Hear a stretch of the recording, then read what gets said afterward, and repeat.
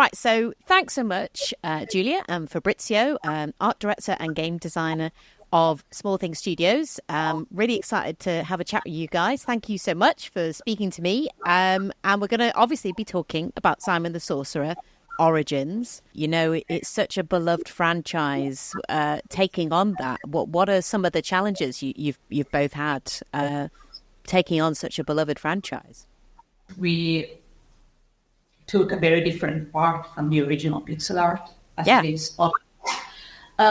We wanted to give the story a fresher look, a new modern look that didn't go in contrast with the original one, trying to mimic it or trying to evolve it in a way that would feel cheap and would probably feel almost insulting to the original. So we decided to take a whole different approach and go in a different direction, more concentrated on the animation part. So we got really inspired by Disney movies, the Saturday morning cartoons, the ones that we grew up with. And I think, I mean, I actually really like the art style, and I think it's great that it doesn't have to be exactly like the original, and it reminds me a bit of how Return to Monkey Island, they also moved away from pixel art, and I don't know if that was an inspiration to change the art a little bit. We started working on that game more than 1 year before the announcement of Return to Monkey Island, so it was a big surprise for us when it announced. Yeah, a really big surprise, actually. Yeah. But we had scheduled the announcement of the game with our publisher, and then something like a month before our announcement date, they announced the Return to Monkey Island. We actually had a blast playing the game. There were a lot of things that I liked in the game, and a couple of things that I did not like, but in a general sense, I really enjoyed the game. In terms of challenges, we also had to make really sure that we got every single detail correct in the game, that every single story beat of our game, of the story that we wanted to tell, could fit very as good as possible with the saga, with every single character, every single event. We took inspiration from the original manual for the game. As you may know, in the 90s, a lot of story beats were concentrated not only in the game, but also in manual. So we even had the opportunity to actually read the original manual for the game and get a couple of story beats from that part of the game. Actually, in my opinion, I would say the start of the game, of the main game for the saga, what is told in the manual of the first game. There are a couple of details that maybe a lot of players do not know, but we actually had to get those details.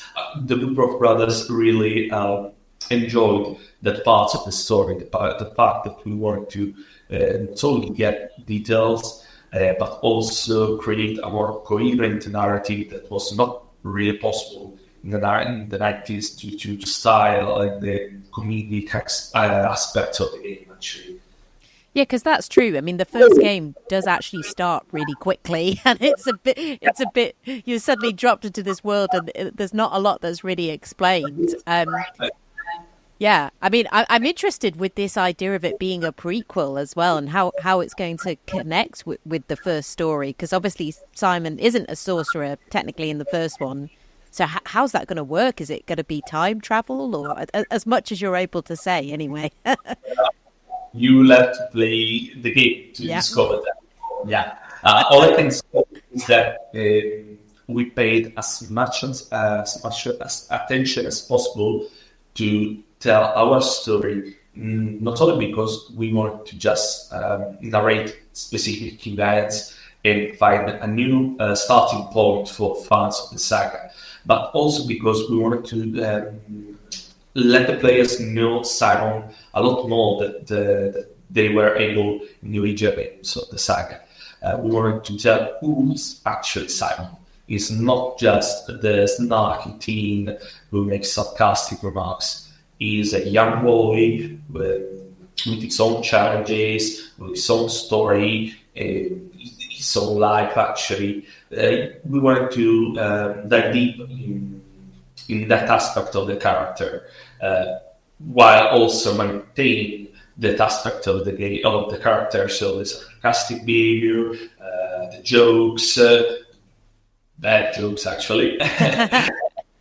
We wanted to keep that into a character, but also give an explanation, a reason because he is this way, actually. Also, we had, due to a different set of morals, actually, toned down a little bit of the character in terms of remarks he made in the original game that were representative from that period. Those kind of remarks do not actually represent the character or our company or our default character, actually. And the Woodruffe brothers were actually pretty okay with that. They had the opportunity to not only read the entirety of the script of dialogues, but also see the entirety of the game. Of course, I'm not fully developed version of the game, but every single aspect of the game was there. They actually said that they actually had the opportunity to give their opinions, and we would have gladly changed the script if that was necessary, because we wanted to keep the character and the story as much as possible in line with the original view from the authors. All I can say is that they said this is the best version of Simon since 1994. So I think that says quite a lot. You did a good job. Yeah. That they didn't have any major or minor actually points to discuss or to change in these movies. Yes. That's great. I mean, yeah, I think that's a really interesting point you brought up about, Simon and what kind of Simon we'll see, because obviously, yeah, I think some people in the trailer, they thought, oh, he doesn't seem like that sarcastic self. But as you say, there were some elements of him in that original game where, we've kind of moved on from some of the aspects, some of the jokes he makes, some of the snarky jokes. So I don't know, was that quite difficult to keep a bit of that character, but also move him on a bit and make him feel a bit more modern? Well, in a sense, yes, but it was not our most challenging aspect of development, actually. The character had a really good base, in our opinion. It was a sarcastic teen that reminded me how can I say that? Characters from teen movies from the 90s, actually. Yeah. So we took that side of the character, expanded upon it, and also went a little bit deeper into the character, what are his motives, what is his story, actually, and gave him a reason to be this sarcastic, this kind of character. There are still a lot of jokes about his sarcastic behavior, but it's also sometimes a scary little kid, and also sometimes he makes a bad joke, and sometimes just a visual kind of joke that goes really well with our artistic choices for the game, actually. Every single side of this character actually works well to create a complete character that is able to get you into the story and make you more curious about his life and about his motives, of what he wants to do. That said, he's still Simon. He's still recognizable as Simon in terms of dialogue, choice of words. We just chose to tune down some aspects that were actually really relevant in the 90s, but that did not actually age well. Yeah, I know exactly which parts you mean. I mean, as well, I'm wondering, because obviously you're an Italian studio. It looks very lovely there at the moment. Have you kept some of the Britishness of it? Obviously, especially the first two are quite British, maybe less so as they go on. Have you tried to keep any of that, or is it more kind of making your own spin on it? Well, of course, we tried our best to do that. I'm actually a huge fan of British humor, so this is the best game for me to implement this kind of comedic aspect. But besides that, we actually implemented our kind of humor. We chose to find a middle ground that could respect the British humor from the video games and also implement something for a more general audience, in our opinion. I'm talking about visual jokes, a little bit of slapstick jokes that were actually already present in the original game. For example, in the first game, there was this scene where he gets hit by a rock or something, and he crawls into his head. We have those kind of jokes as well, but of course, a lot of sarcastic remarks or unexpected situations for the character. We tried to keep the British aspect, the British comedic aspect from the original games into our game, and also expand upon them with something more. Yeah, I mean, I wouldn't blame you if you also moved on from them as well, because some of them were quite silly, but yeah, they are good fun. I said we like British humor, and there are quite a few references to. Yeah, we can say. When you say that? No, we can't. Just let them discover with the game, in my opinion. Quite a few references. Yeah. There are a lot of Easter eggs, a lot of references, both in terms of modern media and older medias. We wanted to keep that aspect in, and we wanted to keep a little bit of details to search for our players.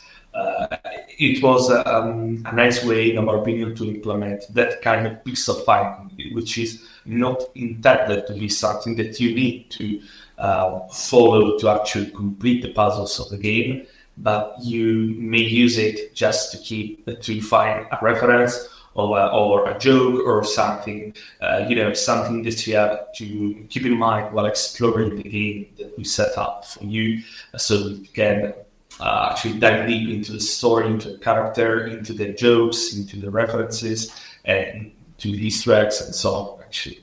And there are a few hidden stories and hidden little pieces of lore scattered around the art that they have not commented upon or part of puzzles and in the main story. They're just there. Yeah, that's cool.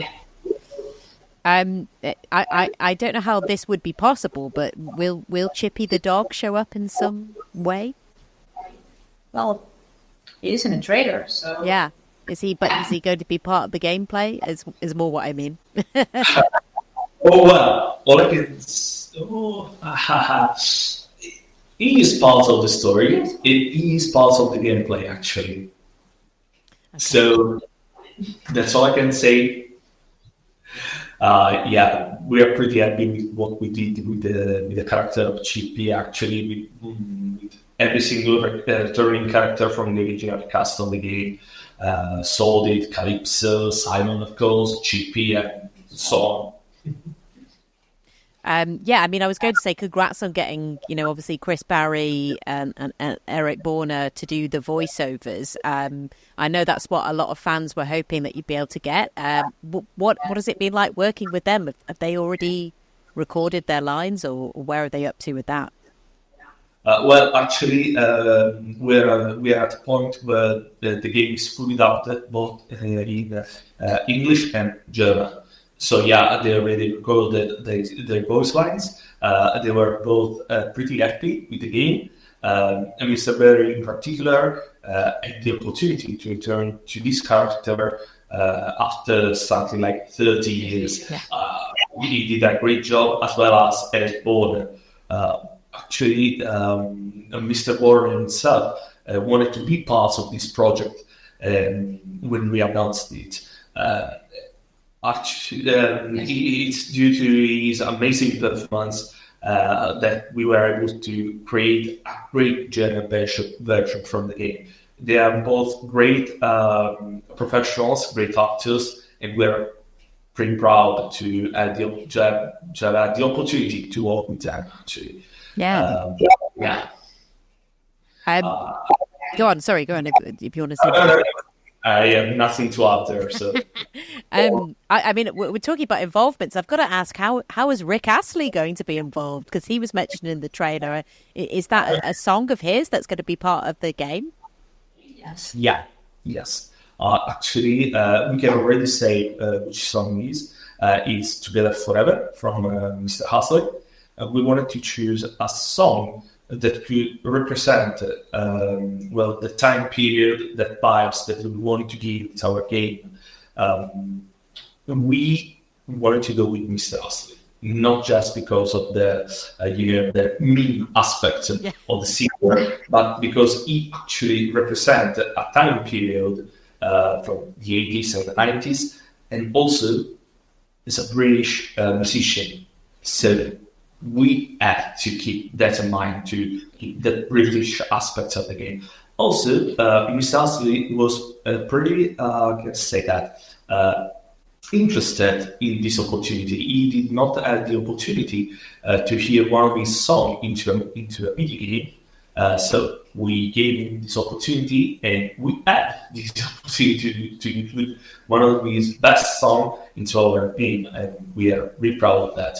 Actually, you'd be able to hear his song during the full motion interaction for the game, and it goes really well with the animation. It's in the intro. Nice. I'm looking forward to hearing it. So we're not going to see Rick Astley pop up as a character or anything like that. You will not hear him sing "Never Gonna Give You Up," or no, you are not going to see his dance. No, it's there is in his participation with one of his major hits, and we are pretty happy with that. Yeah. We wanted to keep very coherent narratives, so we could not implement something like a meme or a joke of that way anyway. Well, this all sounds great. I'm really looking forward to it. I don't suppose I know you won't be able to give a specific date, but is it looking like sometime later this year? Hopefully, It's going to be this year. Yeah, later this year.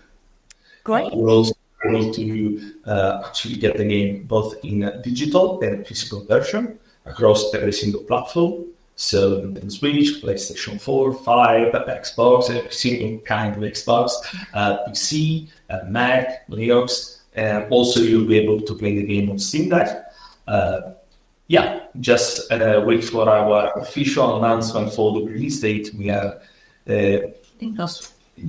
we're getting closer and closer to that. So stay tuned for that. Fantastic. Oh, I'm really looking forward to it. And thank you so much for having a chat with me. Is there anything else you want to add before we wrap up? Well, I would like to say that we are very grateful for this opportunity, and it's been a pleasure to meet you. Yes. So, stay tuned for news about our game and many more announcements related to our studio here in Italy. We have many bits cooking.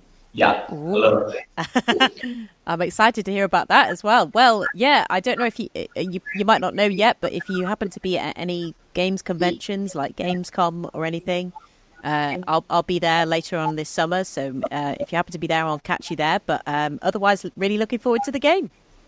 Okay. Well, I don't know if we'll be able to be at Gamescom in August, but I think that if I'll be there, I'll come and check you out. Okay. Please do. Yeah, I'd love to meet you guys properly. But yeah, thank you very much. Thank you.